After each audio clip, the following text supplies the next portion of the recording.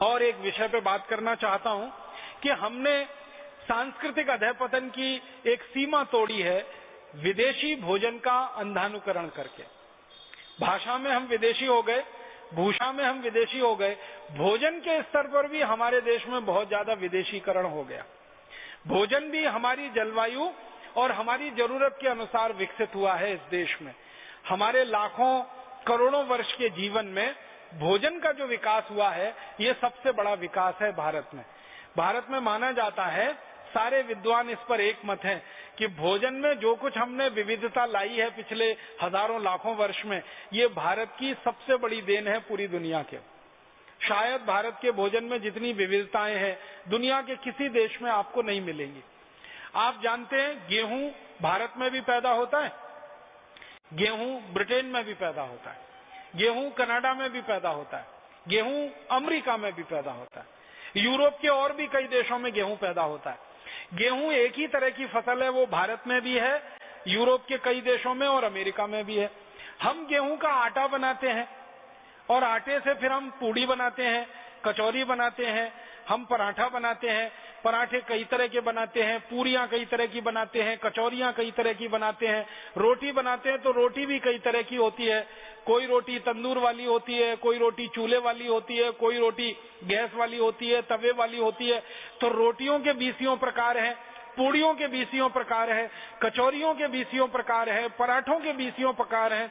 माताएं बहनें यहाँ बैठी हैं, एक परत का पराठा, दो परत का पराठा, तीन परत का पराठा, चार परत का पराठा, ऐसे पराठे हमारे देश में घर घर में, गांव गांव, गली गली में इतने अद्भुत और इतनी विविधता वाले। हमारे पास क्या है? गेहूं का आटा।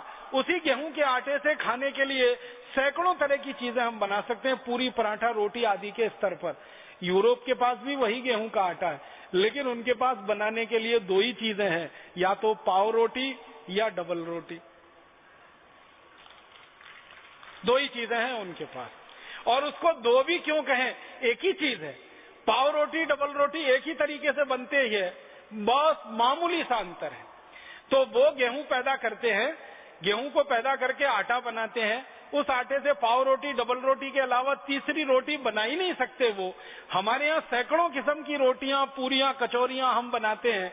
अब भारतवासियों का ये दुर्भाग्य है कि जिस भारत देश में हजारों साल से सैकड़ों किस्म के गेहूं के आटे से बनने वाले व्यंजन रहे हों, वो भारतवासी सवेरे से शाम तक पाव रोटी और डबल रोटी खाते। वो pizza, burger, hot dog, cold dog, इन्हीं नामों पे हैं सब वो पाव रोटी और डबल रोटी। पिज्जा कह लो, बर्गर कह लो, उसको बीच में से काट के सलाद भर लो या सलाद के बीच में उसको लगा के खा लो, बात तो एक ही है। तो आप देखो कि कितने नीचे हम आए, कितना पतन हमारा हुआ। सैकड़ों किस्म के व्यंजन जो हम गेहूं के आटे से बना सकते हो, उस देश के लोग पाव रोटी, डबल रोटी, पिज्जा, बर्गर खाने में फंस जाएं, तो ये भी हमारे सांस्कृतिक अधःपतन की ही निशानी है, या बल्कि मूर्खता की निशानी। मूर्खता इसमें पता है क्या है? कोई भी पाव रोटी और डबल रोटी जो आप खाते हैं ताजा नहीं होती। ताजा होती तो वो बनती ही नहीं, वो तो बासी ही होती है। वो एक दिन बासी हो सकती है, 2 दिन हो सकती है, 10 दिन हो सकती है, 15 दिन हो सकती है। यूरोप और अमेरिका में तो 3-3 महीने पुरानी बासी पाव रोटी, डबल रोटी मिलती है और लोग उन्हीं को खा के अपना जीवन चलाते हैं, गुजारा करते हैं। अब हमने उनकी नकल करके हमारे घरों में वो बासी डबल रोटी लाना और खाना शुरू कर दिया। गेहूं के आटे के बारे में विज्ञान ये कहता है कि इस आटे को गीला होने के 48वें मिनट के अंदर इसका रोटी बन जाना चाहिए और रोटी बनने के 48 मिनट के अंदर इसको खा लिया जाना चाहिए। लेकिन पाव रोटी और डबल रोटी का अगर कहानी सुनना और गिनना शुरू करेंगे तो वो तो 10-20 दिन पुराना होता है। उसको खराब कर करके हम खा रहे हैं और फिर बड़ा शान महसूस करते हैं, अपने आप को बड़ा स्मार्ट महसूस करते हैं। हम पाव रोटी खाते हैं, डबल रोटी खाते हैं, स्मार्टनेस मानते हैं इसमें। अब ये सुपर इडियोसिटी है या स्मार्टनेस है, इसको तय करने की अभी जरूरत है। पढ़े लिखे घरों में, खासकर अंग्रेजी वाले घरों में, इस तरह के भोजन का इतना तेजी से प्रवेश हुआ है कि भारत का विविधतापूर्ण व्यंजन अब उनके घरों से गायब हो गए हैं, बाहर हो गए। अगर आप ईमानदारी से एक काम करें, हम में से कोई भी ये काम करे, जिस दिन हमारा जन्म हुआ और जिस दिन हमारी मृत्यु हो, ये सारे दिन हम गिन लें, उतने दिन हम नए नए व्यंजन बना के भारत में खा सकते हैं। इतनी विविधता इस देश में हजारों साल से उपलब्ध रही है। अब उस भारत में गिने चुने 2-4 व्यंजन जो अंग्रेजियत वाले हैं वो हमारे घरों में घुस गए। व्यंजन घुस गए, डबल रोटी, पाव रोटी, उसके साथ बिस्किट आ गया।